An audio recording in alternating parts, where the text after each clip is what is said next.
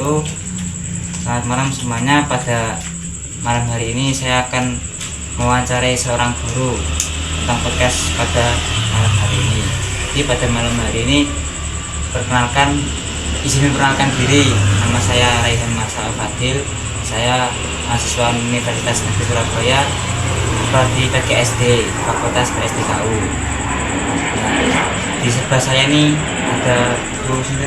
Saya Septina Ratnasari dari guru SDN 04 Madiun, Kota Madiun.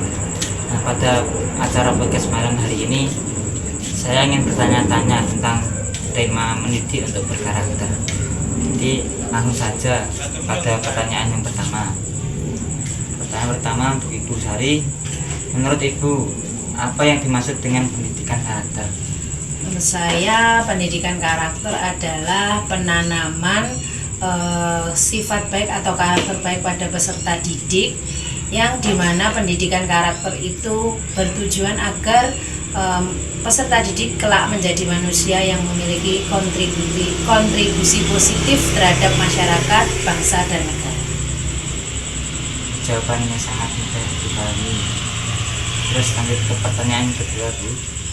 Menurut Ibu, mengapa pendidikan karakter penting diterapkan sejak dini? Ya, kenapa pendidikan karakter perlu diterapkan sejak dini? Karena memberi anak itu ibarat sebuah kertas kosong. Jadi lebih mudah untuk membentuk karakter baik seorang anak kecil dibandingkan dengan seorang yang usianya jauh lebih dewasa. Karena dengan menggoreskan tinta-tinta kebaikan ke kertas kosong itu, maka selamanya akan mengena pada diri peserta didik dari kecil.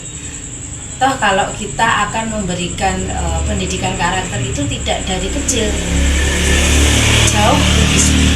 Karena kenapa? Karena ibarat kertas kosong tadi, kalau sudah ada tulisan sebelumnya, maka kita akan menghapus itu lebih sulit. Nah, ibaratnya seperti itu. Jadi kenapa penting kalau sejak kecil, ya ibarat anak-anak itu seperti kertas kosong yang akan sangat mudah kita bentuk sejak dini. Jadi kalau mendidik anak sejak dini itu lebih mudah karena kan sejak kecil kan belum mengerti apa itu, belum banyak tahu. Ya, belum banyak tahu. Sehingga kita karena untuk anak SD, karakter anak SD itu terutama untuk anak usia dini atau anak SD itu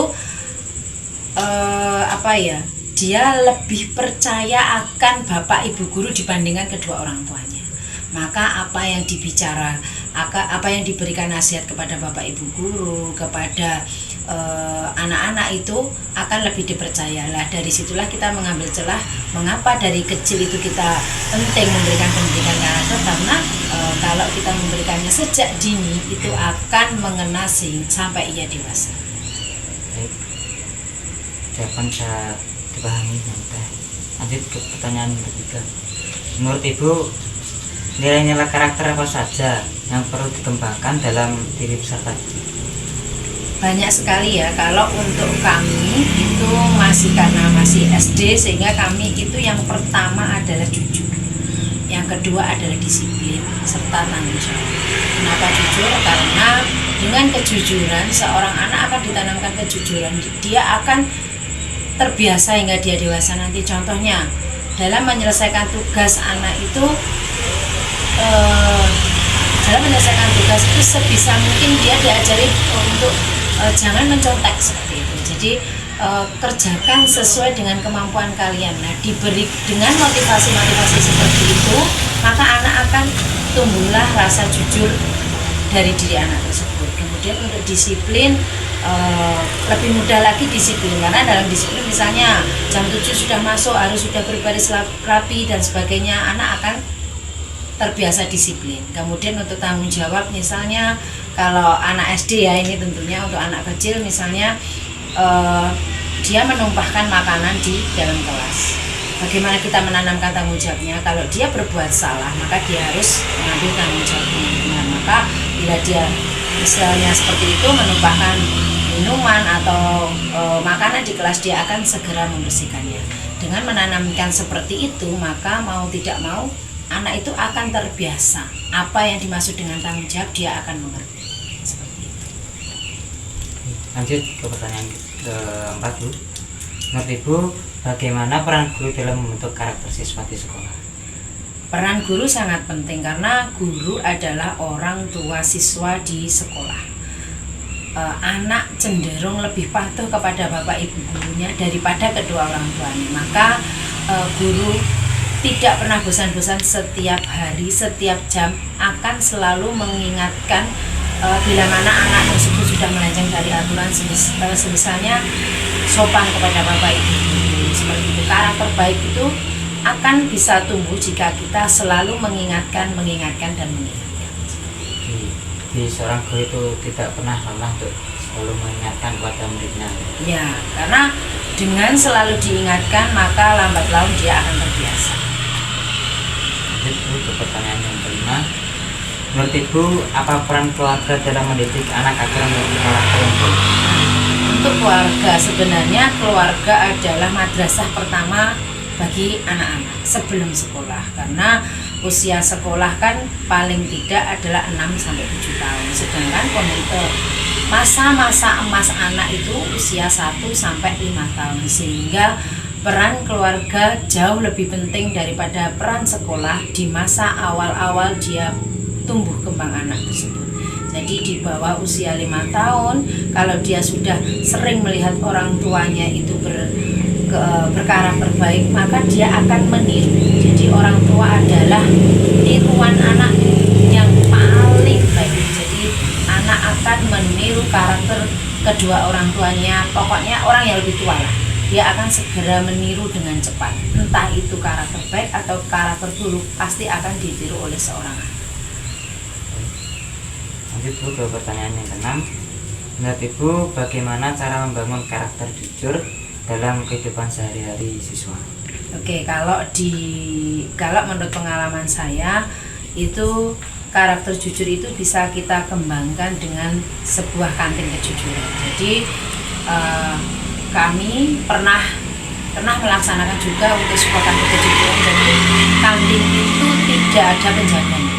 Di situ hanya ada makanan dan minuman serta ada sebuah kotak uang, di mana uang tersebut dia bisa mengambil kembalian sendiri. Bahkan dia tahu di situ banyak uang, maka kalau itu anak sudah tidak jujur maka dia akan mengambil dan sebagainya. Tapi karena di situ sudah ditulis kantin kejujuran, maka dia akan berusaha jujur dengan dirinya sendiri. Dengan kantin kejujuran itu gini, kita bisa melihat apakah modal yang kita keluarkan dari misalnya jualan seharian itu kembali apa tidak, itu bisa dilihat. Semakin habis barangnya tapi tidak ada uangnya, berarti anak-anak banyak yang tidak jujur. Tapi pada kenyataannya kami pernah berhasil juga menerapkan kantin kejujuran ini kepada anak-anak, yang berimbas pada apa? Anak-anak setelah ada kantin kejujuran ini, anak-anak itu akan jujur. Misalnya dia mengerjakan tugas, Bu, maaf, tugas ini tidak saya sendiri yang mengerjakan, tapi saya dibantu oleh kakak, saya dibantu oleh ibu, seperti itu imbasnya. Tapi ya maaf, karena kantin kejujuran ini tidak jalan karena kebetulan petugasnya itu sekarang sudah purna, jadi kami tidak bisa melanjutkan untuk sementara waktu. Seperti itu. Baik Bu, terima kasih jawabannya. Lanjut ke pertanyaan ke-7. Menurut Ibu, mengapa keteladanan itu penting dalam pendidikan karakter? Keteladanan penting ya, karena anak itu belajar dari meniru.